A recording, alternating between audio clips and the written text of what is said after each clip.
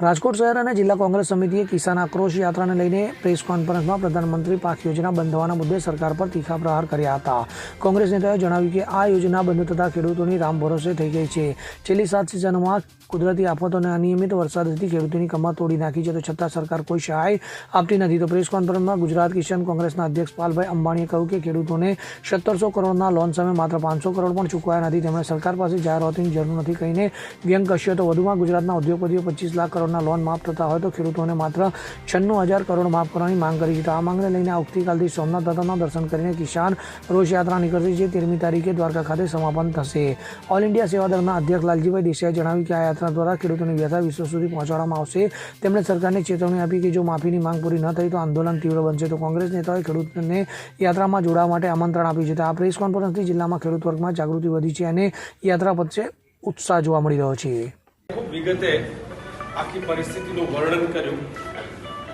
હું શરૂઆતમાં ખેડૂત વિરોધી સરકાર એ ખેડૂતોને કેવી રીતના અલગ અલગ પ્રકારના માર મારે છે એની વાત કરીશ અને પછી યાત્રાના રૂટ વિશે આપણી સાથે વિગતે ચર્ચા કરીશ. 2013 અને 14ના ગાળામાં નરેન્દ્રભાઈ વડાપ્રધાન બનવા નીકળ્યા ત્યારે એમણે જાહેરાત ચલાવતા હતા કે કેન્દ્રની સરકારની ખેડૂતોને થપ્પડ, લાત આવા શબ્દો હતા, તમાચો આવા બધા શબ્દો હતા. આ તમાચા વખતે જ્યારે કેન્દ્રનો તમાચો ગણતા હતા ત્યારે કપાસનો 1400-1500 રૂપિયા ભાવ મણનો મળતો હતો અને મગફળી છે એનો 1250 રૂપિયા ભાવ મળતો હતો. અત્યારે 11 વર્ષના નરેન્દ્રભાઈના શાસન પછી, ભાજપના શાસન પછી 850 રૂપિયા મગફળી વેચાય છે અને 1000-1200 વચ્ચે એ કપાસ જે છે એ ઝોલા ખાય છે. સવાલ એ થાય કે બાકીના બધા બિયારણ, ખાતર, ડીઝલ ને એના ભાવ વધ્યા ત્યારે આમ તો આપણા નરેન્દ્રભાઈને આખી ભાજપની સરકાર અને ગુજરાતના બધા મંત્રીઓને બધા એમ કહેતા હતા કે ખેડૂતની આવક બમણી થશે. જો આવક બમણી ને આવક અડધી થઈ છે અને એના કારણે ખેડૂતો અત્યારે દુઃખી છે. બે વિચારધારાના ભેદના કારણે યુપીએ સરકાર વખતે જમીનનો અધ્યાદેશ લાવી જમીન બચે એના માટેની, એમએસપી મળે એના માટેની 72,000 કરોડ રૂપિયા ખેડૂતોનું દેવું, સંપૂર્ણ ભારતના ખેડૂતોનું દેવું માફ કરવાનું સાહસિક પગલું ભર્યું. જ્યારે આપણે કહેવાતા કે ભાઈ મોહાળમાં જે છે માફ વિરણી એવી વાત કરવાની ખરી, પણ બીજા જગ્યાએ દેવા માફી વાત કરવાની. ગુજરાતના ખેડૂતોનું દેવું માફ અત્યારની ભાજપની સરકાર કેન્દ્રમાં અહીંયા ડબલ એન્જિન પણ થતું નથી.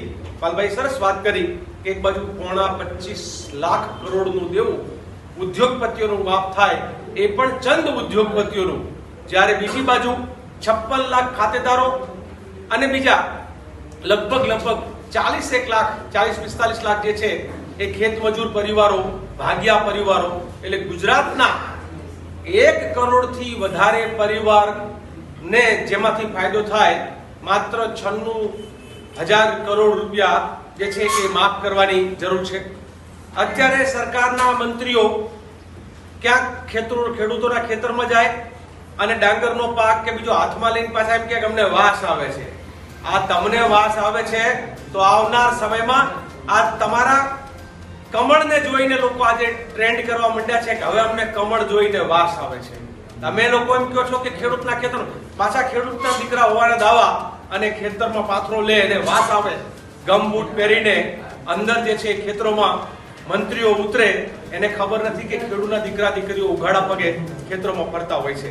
આખા જમીન પડાવી લેવાનું નવા ષડયંત્રના ભાગરૂપે પવનચક્કીઓ, વીજ લાઈનો થકી અત્યારે પોલીસ એસઓજીનો ઉપયોગ ને પોલીસનો ઉપયોગ કરી અને લોકોની જમીનોને બળજબરીથી પડાવી લેવાનું કચ્છમાં, જામનગરમાં, મોરબીમાં, સુરેન્દ્રનગરમાં એ આખા પટ્ટા ઉપર અત્યારે જ્યારે ચાલી રહ્યું છે ત્યારે તો લોકો એમ કે છે કે એક બાજુ કુદરત રૂઠી અને બીજી બાજુ આ સરકાર સાવ જૂઠી. કારણ કે કુદરત રૂઠે તો સમજાય કે આજ નહીં તો કાલ કુદરતને મનાવશું, પણ આ જૂઠી સરકાર, જૂઠા વાયદાનો વેપાર અને જે છે ના ખેડૂની દરકાર, એવી આખી જ્યારે પદ્ધતિ છે ત્યારે કોંગ્રેસ પાર્ટીએ નક્કી કર્યું છે કે ભાઈ, અને મને વચ્ચે એક વાત કહેવું છે, જે આપણી યાત્રા છે એના સંદર્ભમાં હું એ જ કહું છું, યાત્રાના સંદર્ભમાં કહીશ, યાત્રાના સંદર્ભમાં કે કમોસમી વરસાદના કારણે જે પ્રકારે આખું એક ખેડૂતોની અત્યારે એ જે સ્થિતિ સર્જાઈ છે અનેક પરિવારો જે છે પોતાની 12 મહિનાની પરસેવાની કમાણી કર્જ લઈને લીધેલા ખાતર બિયારણને અમે અત્યારે ખેડૂતો બહુ જ મુશ્કેલીમાં છે, ખેડૂતોના દેવા વધતા જાય છે, ત્યારે ખેડૂતના દેવા માફીની મુખ્ય માંગણી, અને એની સાથે અનેક માંગણીઓ જે વાત કરી છે બીજી 4, પણ મુખ્ય ખેડૂતોના દેવાની માફી અને ખેડૂતનું દેવું સંપૂર્ણ માફ એવી માંગણી સાથે 6 તારીખે આવતીકાલે 10 વાગે સોમનાથ દાદાના દર્શન કરી યાત્રા ત્યાંથી નીકળશે. આ યાત્રામાં મોટી સંખ્યામાં ટ્રેક્ટરો હશે, વાહનો હશે, બાઇકો હશે, પણ મુખ્યત્વે એ ટ્રેક્ટર સ્વરૂપે યાત્રા નીકળી રહી છે. એમાં સોમનાથ દાદાના દર્શન કરી યાત્રા ત્યાંથી નીકળશે, એટલે અલગ અલગ વિસ્તારોમાંથી થઈ નીકળશે. ખાસ કરીને તલાળાથી માળિયાથી કેશોદ યાત્રા આવશે. કેશોદ પહેલો દિવસ રોકાશે. આ કેશોદથી જે યાત્રા શરૂ થશે, વિસાવદરમાં સભા થશે, વિસાવદરમાં સભા કરી અને પછી ભેસાણ થઈ અને યાત્રા જે છે અમરેલી જિલ્લામાં પ્રવેશ કરશે. હનુમાનજીના મંદિરમાં ખીજડીયા જે છે તે હનુમાન ત્યાં જશે. આ યાત્રા ત્યાંથી અમરેલીથી ઢસા થઈને લીમડા, હનુમાનના લીમડા જે છે એ ત્યાં હનુમાનના લીમડા ત્યાં યાત્રા પહોંચશે. ત્યાંથી ગઢડાથી બોટાદથી સાયલાથી મૂડીથી વાંકાનેરથી ટંકારાથી અહીંયા બેડી પાસે આવશે. બેડી પાસેથી લઈને રાજકોટ રિંગ રોડ ઉપર થઈ અને યાત્રા કાલાવાડ ચોકડી થઈ અને ખીરસરા બાજુ થઈ અને યાત્રા કાલાવાડ જામનગર જિલ્લાને સોંપવામાં આવશે.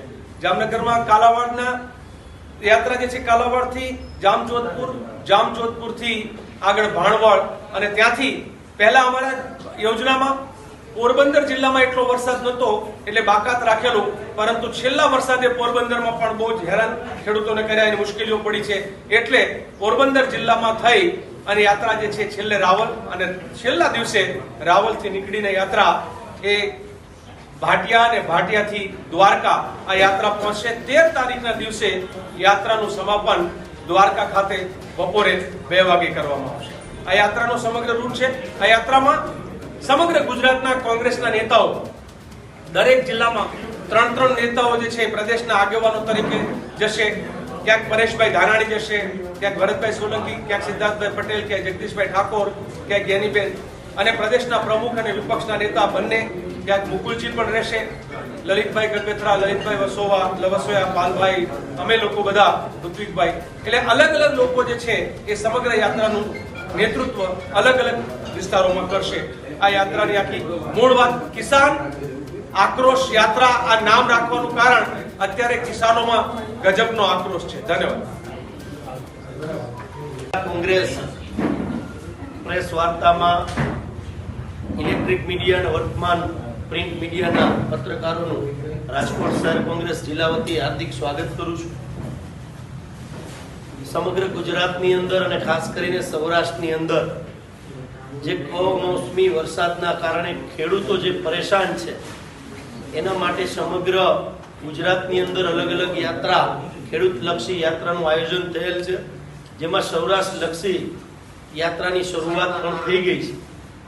ગુજરાત પ્રદેશ કોંગ્રેસના પ્રમુખ ભાઈ શ્રી અમિત ચાવડાની સૂચના અનુસાર ઓલ ઇન્ડિયા સેવાદળ કોંગ્રેસના પ્રમુખ લાલજીભાઈ દેસાઈ તેમજ ખેડૂત આગેવાન અને આ બધા રાજકોટ પણ વિદ્યાર્થી નેતા તરીકે જેમને સરાહનીય કામગીરી કરી છે એમાં મિત્ર પાલભાઈ આંબલિયા, નિદતભાઈ બારોટ અને હિતેશભાઈ વોરા આગામી દિવસોની અંદર જે ખેડૂતો માટે જે માંગણી કોંગ્રેસ પાર્ટીએ જે કરી છે એના માટે કોંગ્રેસ ખેડૂતોને સાથે રાખીને જે લડત લડવા જઈ રહી છે એના માટેની આપને પ્રેસ વાર્તામાં હું વિનંતી કરીશ. પહેલા પાલભાઈને કે પાલભાઈ જણાવશે, ત્યારબાદ સમગ્ર આખા જે રૂટ છે અને સમગ્ર યાત્રાનું જે પ્લાનિંગ કરેલું છે પાલભાઈ પછી અમારા ઓલ ઇન્ડિયા કોંગ્રેસના સેવાદળના અધ્યક્ષ લાલજીભાઈ આપની સાથે વાર્તાલાપ કરશે.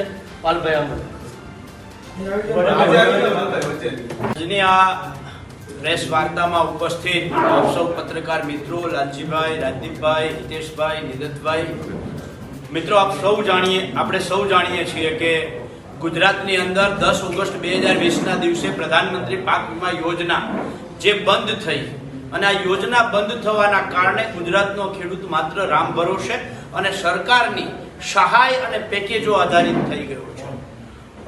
આ પાક વીમા યોજના જ્યારે ચાલુ હતી ત્યારે ખેડૂતોને એક પાક વીમો જે છે એ પોતાનો હક અધિકારનો પાક વીમો સરકાર ન આપે, ખાનગી કંપનીઓ ન આપે તો વીમા કંપનીઓ સામે હાઈકોર્ટમાં જઈને પણ પાક વીમો ખેડૂતો મેળવી શકતા હતા. પણ હવે માત્ર ને માત્ર સરકાર આધારિત, સરકારની સહાય આધારિત થઈ ગયા છે.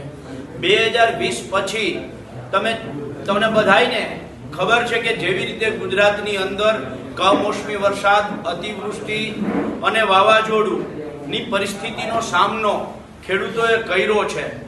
એમાં ખાસ જૂનાગઢની અંદર અતિવૃષ્ટિ જે થઈ એ જામનગરમાં અતિવૃષ્ટિ 2022માં થઈ. છેલ્લે જે કમોસમી વરસાદ ગયા વર્ષે ઓક્ટોબરમાં થયો, ગયા વર્ષની જુલાઈ અને ઓગસ્ટની અતિવૃષ્ટિ, ત્યાર પછી માર્ચની કમોસમી વરસાદ અને અત્યારે આ વર્ષની અંદર સપ્ટેમ્બરમાં જે અતિવૃષ્ટિ થઈ અને અત્યારે જે કમોસમી વરસાદ થયો છે, છેલ્લી 7 સિઝનોએ ખેડૂતોની કમર તોડી નાખી છે. એની સામે સરકાર છે એ પેકેજોની માત્ર જાહેરાતો કરે છે, આપતી કઈ નથી. એનું ઉદાહરણ હું તમને આપું કે ગયા વર્ષે જુલાઈ અને ઓગસ્ટનું, જુલાઈનું 3,19,000 કરોડ અને ઓગસ્ટનું 3,19 કરોડ અને 319 કરોડ અને ઓગસ્ટનું 1,450 કરોડ એમ મળી અને 1,769 કરોડનું જે પેકેજ જાહેર કર્યું એની સામે 500 કરોડે ચૂકવા નથી. ગયા વર્ષના કમોસમી વરસાદ જે થયો એની 1 વર્ષ આજે પૂરું થયું છે, પણ તેમ છતાંય એક રાતીપાઈ પણ ખેડૂતને મળી નથી. સપ્ટેમ્બર મહિનાની જે વરસાદ થયો આ વર્ષે, એમાં વાવ, થરાદ અને સુઈગામમાં 3 દિવસમાં 100% આખી મોસમનો વરસાદ થયો, પણ હજી સુધી 1 રૂપિયો ચૂકવવામાં આવ્યો નથી. ત્યારે સરકાર પાસેથી જાહેરાતોની અમારે અપેક્ષા નથી.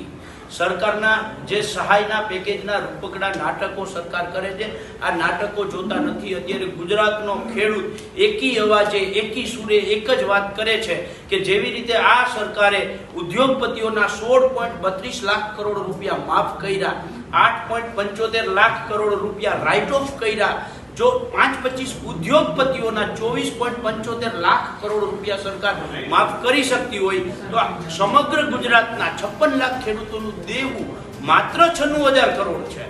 તો જો ઉદ્યોગપતિઓના 25 લાખ કરોડ માફ થતા હોય તો ખેડૂતોના માત્ર 96,000 કરોડ રૂપિયા છે આ સરકાર માફ કરે. એકી માંગ સાથે અત્યારે ગુજરાતનો ખેડૂત, આજે તમે સોશિયલ મીડિયામાં જોશો તો ખેડૂતો જાતે ટ્રેન્ડ ચલાવી રહ્યા છે કે ખેડૂતોનું દેવું માફ કરો. એ ઇન્સ્ટાગ્રામ હોય, ટ્વિટર હોય કે ફેસબુક હોય, સોશિયલ મીડિયા ઉપર આજે દેવા માફીનો ટ્રેન્ડ ચાલે છે. તો ખેડૂતો જાતે ટ્રેન્ડ ચલાવે છે, ખેડૂતો એકી માંગ કરે છે. કોઈ 25-50 હજાર હેક્ટરે આપવાની જે વાતો કરે છે એ ક્યાંક ને ક્યાંક ખેડૂતોને ભ્રમિત કરે છે. જ્યારે આખા ગુજરાતના ખેડૂતોની એક માંગ હોય કે ખેડૂતોનું દેવું માફ કરો, દેવું માફ કરો, દેવું માફ કરો. આના સિવાય બીજી કોઈ વાત ન હોય ત્યારે પ્રદેશ કોંગ્રેસ સમિતિ દ્વારા જે આયોજન થયું છે 6 તારીખથી સોમનાથ, ભગવાન દાદા સોમનાથના આશીર્વાદ લઈ અને સૌરાષ્ટ્રના તમામ જિલ્લાઓમાંથી થઈ અને ભગવાન દ્વારકાધીશના શરણે જઈ અને પ્રાર્થના કરશું કે આ જે ખેડૂતો માટે મરેલી સરકાર છે એની આત્મામાં ક્યાંક ભગવાન દ્વારકાધીશ જ્યોત પ્રગટાવે. આ યાત્રા બાબતે વિસ્તૃત માહિતી હું લાલજીભાઈને વિનંતી કરું કે તેઓ આ યાત્રાની આખી વિસ્તૃત માહિતી આપે. Laljibhai Desai. Bureau report, CN24 news. હવે જુઓ દેશ દુનિયાની તમામ ખબરો તમારી આંગળીના ટેરવે. ઉઠાવો મોબાઈલ અને Google Play Store પરથી ડાઉનલોડ કરો અમારી CN24 ન્યૂઝ મોબાઈલ એપ.